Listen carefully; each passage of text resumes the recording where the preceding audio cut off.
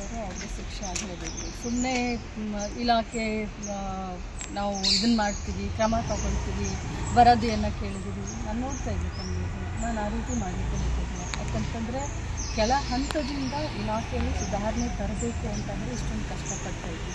ಮಾನ್ಯ ಮುಖ್ಯಮಂತ್ರಿಗಳ ಆದೇಶ ಏನು ಅಂತಂದರೆ ಪೌಷ್ಟಿಕ ಆಹಾರ, ಗುಣಮಟ್ಟದ ಶಿಕ್ಷಣ ನಮ್ಮ ಅಂಗನವಾಡಿಯ ಮೂಲ ಉದ್ದೇಶ.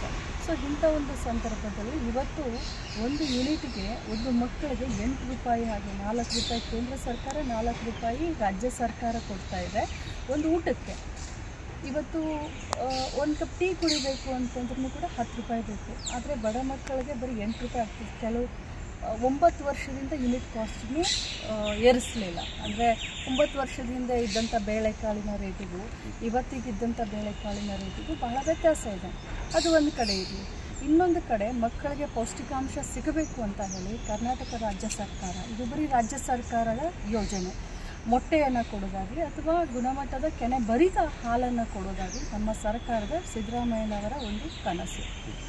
ಅದಕ್ಕೋಸ್ಕರ ತಳಮಟ್ಟದಿಂದ ಸುಧಾರಣೆ ಅಂತ ಏನು ಹೇಳಿದಾರಲ್ಲ, ಸೊ ಅದಕ್ಕೋಸ್ಕರ ಏನು ಅಂಗನವಾಡಿ ಕಾರ್ಯಕರ್ತರು, ಸಹಾಯಕರು ಊಟವನ್ನು ಬಡಿಸುವಂಥ ಸಂದರ್ಭದಲ್ಲಿ ಅತಿ ಅಶಕ್ತ ಹುಡುಗರು, ಮಧ್ಯಮ, ಈ ರೀತಿ 3 ಕ್ಯಾಟಗರಿಯನ್ನು ನಮ್ಮ ಇಲಾಖೆಯಲ್ಲಿ ಮಕ್ಕಳಿಗೋಸ್ಕರ ನಾವು ಮಾಡ್ಕೊಂಡಿರ್ತೀವಿ. ಸೊ ಅಂಥದ್ರಲ್ಲಿ ಬಡಿಸ್ಬೇಕಾದ್ರೆ ಕಂಪಲ್ಸರಿ ಅವರು ವಿಡಿಯೋ ತಗೋಬೇಕು. ಅದನ್ನು ವಾಟ್ಸಪ್ ಗ್ರೂಪ್ಗಳಿಗೆ ತಾಲೂಕಾ ಮಟ್ಟದಿಂದ ಜಿಲ್ಲಾ ಮಟ್ಟಕ್ಕೆ ಅದು ಅಪ್ಲೋಡ್ ಆಗಬೇಕು. ಆ ಮಾನಿಟ್ರಿಂಗ್ ಸಿಸ್ಟಮನ್ನು ನಾನು ತೊಗೊಂಡು ಬಂದಿದ್ದೀನಿ. ಯಾಕಂದರೆ ಸುಮಾರು ಕಡೆ ಇದೇ ರೀತಿ ಒಮ್ಮೊಮ್ಮೆ ಎಗ್ ಕೊಡ್ತಾ ಇಲ್ಲ ಅಂತ ಬರ್ತಾಯಿತ್ತು, ಒಂದೊಂದು ಕಡೆ ಹಾಲು ಕೊಡ್ತಾ ಇಲ್ಲ ಅಂತ ಬರ್ತಾಯಿತ್ತು. ಸೊ ಅದಕ್ಕೆ ಸಮಗ್ರವಾದಂಥ ಒಂದು ಬದಲಾವಣೆ ತರಬೇಕು ಅಂತ ಈ ವಿಡಿಯೋಗಳನ್ನು ಮಾಡಿ ಅಪ್ಲೋಡ್ ಮಾಡಬೇಕು ಅಂತ ಕಂಪಲ್ಸರಿ ಅಂತ ನಾನು ಎಲ್ಲ ಅಧಿಕಾರಿಗಳು ತಿಳಿಸಿದ್ದೀನಿ. ಆ ತಿಳಿಸಿದ್ದಕ್ಕೇ ಇವತ್ತು ಇವರು ಸಿಕ್ಕಾಕೊಂಡಿದ್ದಾರೆ. ಕೈಗೆ ಬಂದು ತುತ್ತು ಬಾಯಿಗೆ ಬರಲಿಲ್ಲ ಅನ್ನುವಂಥ ಪರಿಸ್ಥಿತಿ ನಮ್ಮ ಮಕ್ಕಳದಾಗಿದೆ. 69,000 ಅಂಗನವಾಡಿಗಳನ್ನು ನಾವು ನಮ್ಮ ರಾಜ್ಯದಲ್ಲಿ ಇವತ್ತು ನಡೆಸ್ತಾ ಇದ್ದೀವಿ. 69,000 ಅಂಗನವಾಡಿಗಳಲ್ಲಿ ಈ ರೀತಿ ಅಗತ್ಯ ಸಾಧ್ಯ ಇಲ್ಲ. ಎಲ್ಲೋ ಒಂದು ಕಡೆ ಇದಾದ ತಕ್ಷಣ ಸಂಪೂರ್ಣ ಇಲಾಖೆಗೆ ಒಂದು ಕೆಟ್ಟ ಹೆಸರು ಬರುತ್ತೆ. ನನಗೆ ಬಹಳ ಕೆಟ್ಟ ಅನ್ನಿಸ್ತಾ ಇದೆ. ಇಷ್ಟೊಂದು ರಾತ್ರಿ ಹಗಲಿ ಕಷ್ಟಪಟ್ಟು ಸರ್ಕಾರಕ್ಕೆ ಒಳ್ಳೆಯ ಹೆಸರು ತರಬೇಕು, ಇಲಾಖೆಗೆ ಒಳ್ಳೆಯ ಹೆಸರು ತರಬೇಕು ಅಂತ ನಾವು ಕೆಲಸ ಮಾಡುವಂಥ ಸಂದರ್ಭದಲ್ಲಿ ಇವತ್ತು ಒಂದು ಕಠಿಣ ನಿರ್ಧಾರವನ್ನು ತೆಗೆದುಕೊಳ್ಳಕ್ಕೆ ಹೊರಟಿದ್ದೀವಿ. ನಿನ್ನೆ ಆ ಕಾರ್ಯಕರ್ತೆ ಮತ್ತು ಸಹಾಯಕಿಯನ್ನು ಸಸ್ಪೆಂಡ್ ಮಾಡಿದೆ ಇಲ್ಲ. ನಿನ್ನೆ ರಾತ್ರಿ 10ವರೆಗೆ ನನಗೆ ಇದ್ರ ಬಗ್ಗೆ ಗೊತ್ತಾಯಿತು. ಆದರೆ ಸಸ್ಪೆಂಡ್ ಮಾಡಿದ್ರೆ ಅಲ್ಲ, ಒಂದು ಶಿಕ್ಷೆ ಆಗಬೇಕು.